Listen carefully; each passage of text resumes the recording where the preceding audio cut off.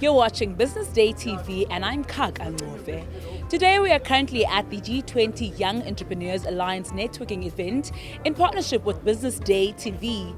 The event brings together young entrepreneurs, industry leaders and policymakers. It aims to foster meaningful connections and spark conversations that can drive real change in the entrepreneurial ecosystem. The reason the G20A and the work we're doing with young entrepreneurs is so important is because the world is facing the same kind of challenges. We need inclusive growth that allows young people to take charge of their own lives, create their own jobs, power their own communities. So we're really talking about a global economic revolution that's going to be led by young people. The great thing about having this in South Africa is we're bringing people together from 20 different countries, young people who are powering businesses in their own countries. And it allows them to see the different South African models that are happening, so they're going to learn from the people who are here. But more importantly, they're going to make the trust build that helps business work internationally. So when you meet people face to face, you learn about a new economy, you can make the deals that are going to connect people who are starting businesses in South Africa with young people who are starting businesses all over the world. And looking at the partnership with BusinessDay TV, how will that help the G20 YEA achieve its objective, maybe looking at brand exposure and lead generation, etc.? Media exposure is so important for this because young people take permission about what their future could look like from the things that they see around them, from social media, from traditional media. So the more we can tell young people and their families, entrepreneurship is a thing you should consider, it's something that you can help do, that can change your life and the lives of others, that's a message we cannot get out more enough. The sponsorship arrangements are so important because they send a signal about what the company itself values, but what other companies in the space should value. The minute a company stands up and says, I think young people are the key to the future, I want to see young people starting a business, that sends a message not just to young people, but it sends a message to the broader business community that this is part of what they should be doing as part of their remit to the rest of society. It's incredibly important.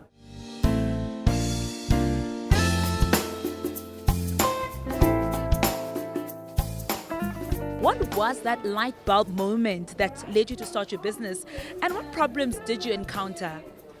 So I come from an entrepreneurial family, and I've always had a nerve and the DNA of running my own business. I've been entrepreneurial over the years, been an advocate for entrepreneurship, especially young entrepreneurs. And about 7 years ago, I started my brand, the golf brand. E2 Golfwear is an apparel golf brand, luxury brand that's thriving. And the bug bit me badly. We are global now. We've opened New York. Next is Paris. I'm in the PGA show in Orlando. So it bit me badly, but it's fun, it's lovely, it's challenging. And I mean the challenge I probably faced was when I was told I'm not world class, and I made myself world class the next day because I had the will to grow, will to scale, and I chose, I think, a sector that's quite easily scalable, but it's not easy, but it's worthwhile. It's a worthwhile investment, energy in growing something from scratch. We assimilate, as I always say, in brands. So I managed to build my own, and it's thriving. Let's talk about looking at your business. What is that one thing that you don't compromise on, even if when pressure is mounting? Quality, customer service, and consistency. Those things talk to your bottom line. And probably something I missed about my passion about work and entrepreneurship is jobs. So I'm creating about 35 indirect jobs and about 13 direct jobs in the small outfit that I have. So I'm very passionate about resolving this crisis with government as an advocate of young entrepreneurs, and I'm not young anymore, but I'm advocating for them. Quality, customer care, and consistency. And just lastly, what is the critical importance for SMEs to be present and be seen in a season of global recognition, looking at the G20 coming to South Africa? They need to first understand the context of what it is. We've tried very hard to induct them over time, build the journey so that when they get to events like this, they know what to do, what to question. They must become prepared with a business card, with a story. They must be export ready. If not, they must aspire to be export ready, because here we're talking about the world. The globe is pretty flat, and we needed them to actually be part of this movie. And they are. Most of them are. We are very proud to have a big South African delegation of about 150 young entrepreneurs joining us this week, and be global ready. Just aspire, be intentional about your business, how you want to scale it. There's a lot of opportunities out there for them.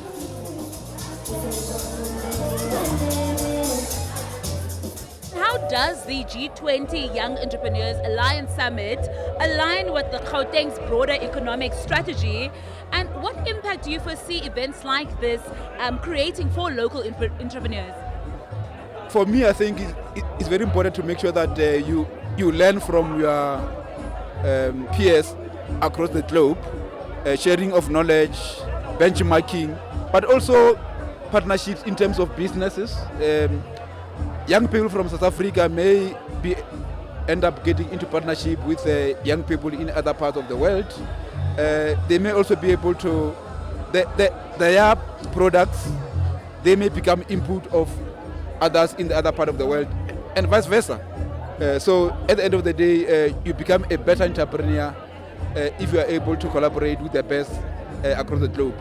And I think this is going to make sure that our young people are able to learn from the rest of the world and are able to be aware that for them to grow, they must think globally. So that at the end of the day, their business are taken outside the country, they become global businesses. Some of the countries manage to solve some of the problems that we may have in this country, and vice versa. So we're going to learn from each other, and we're going to be able to make sure that at the end of the day, we come up with a better package to support our young people based on the learning from other parts of the world. So this kind of events actually are assisting young people to be able to remain ahead of the curve and compete with the best across the globe. Well, we saw you here this evening, but I'd like us to know, how will the provincial government collaborate with G20 YEA to ensure long-term success and impact of initiatives such like this are launched or discussions are being had? For me, as the new HOD in the department, I think this is one of the key stakeholders. So to get in partnership with them, to try to co-create solution, to co-create support mechanism, and stuff like that. So going forward, this are going to become part of my key stakeholders in terms of solving our problems.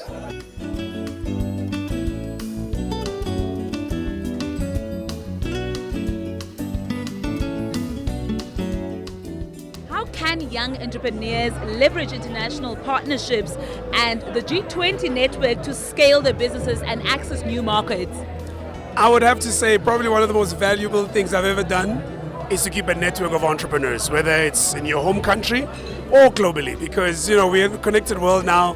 To talk to people and connect with them is relatively easy. So I would say entrepreneurs can leverage this platform we have here in South Africa with the G20 being here by building more and more relationships. There's tons of young people that I've met tonight who come from other parts of the world who are here because of the G20, B20. So I would say the biggest opportunity you have, create new friends, find new friends, because we need each other to support each other. It's a very hard job, it's a very lonely job. So when you pick this kind of journey for yourself, the best thing you can do for yourself is find people, like-minded people, preferably from all over the world. It also gets you free accommodation when you travel. So find those friends and keep them up. What are the most significant global economic or technological shifts that you are seeing in entrepreneurship, particularly looking at young innovators?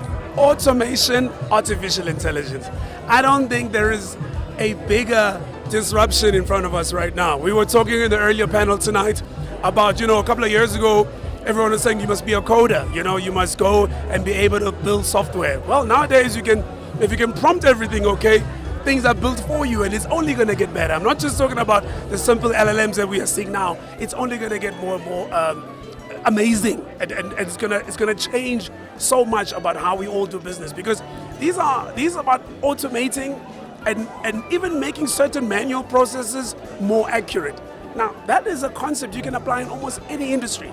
So whether you're building cars or serving fat cooks, you can apply automation and artificial intelligence to almost every process. So can you imagine the sheer scale of that disruption? So for me, that's probably the single most exciting thing going on right now.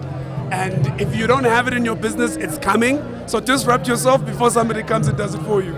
Lastly, key takeaways from the panel discussion. I love the panel discussions. I love the fact that we had different role players, policymakers, global entrepreneur, part of the Young Entrepreneurs Alliance as well. For me, the biggest takeaway was, if you don't disrupt yourself, you will be disrupted. What would you say to entrepreneurs that are seeking investment? What are the key metrics or qualities that investors are looking for beyond just that good idea? I think beyond the good idea, there are some fundamentals, and I think it's so interesting that I was listening to a panel now, and he was basically talking about investors have gone back to investing in people, right? And I think it's not enough anymore that you are good at what you do. I think it's also important to showcase kind of a history of integrity, a history of trust, a history of excellence, a history of delivery. 2, surround yourself with amazing people. I think we're always so scared as entrepreneurs. 1, I think we hire too quickly and fire too late. That's key.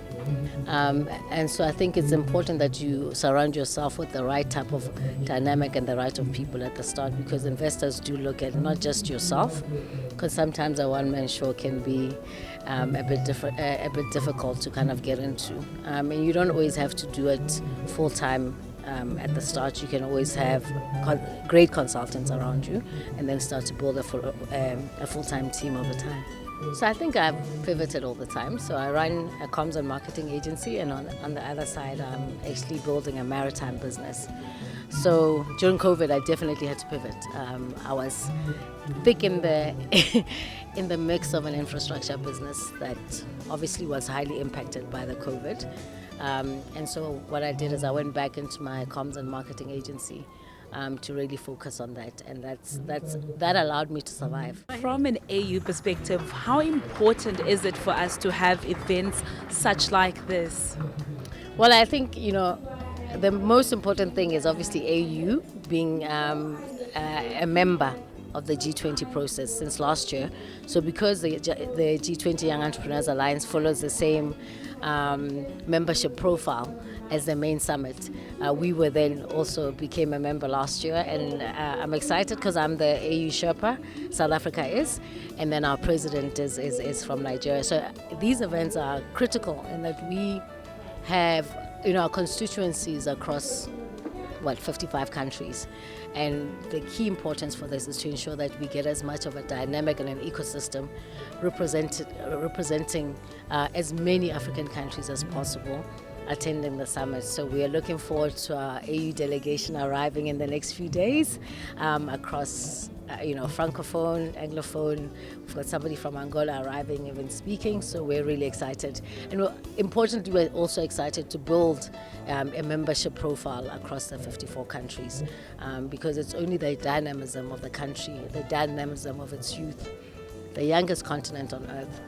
Collectively, if we can put our minds together into solving this unemployment crisis, to solving an entrepreneurial ecosystem, I think it's actually going to take our AU constituency to build that. So I'm pretty excited about the next couple of the journey that we're going to take together as the various representatives from the AU countries.